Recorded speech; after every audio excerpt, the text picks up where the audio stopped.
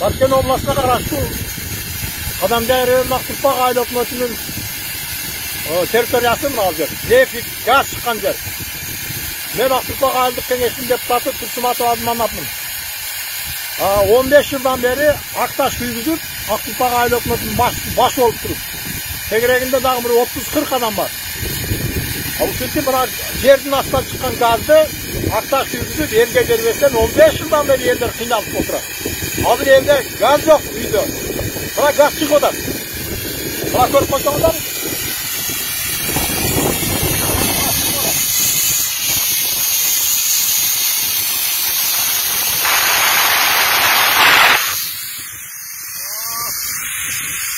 Bu şu gazda satış gerekten yeldin 26 yılını kalava etatta.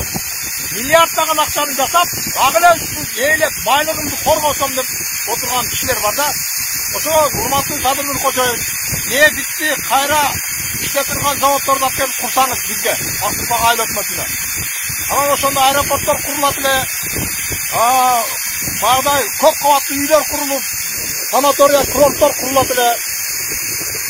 Buna елдің жашообу ушинтип елди тоноп, елди езиткенди террористтер.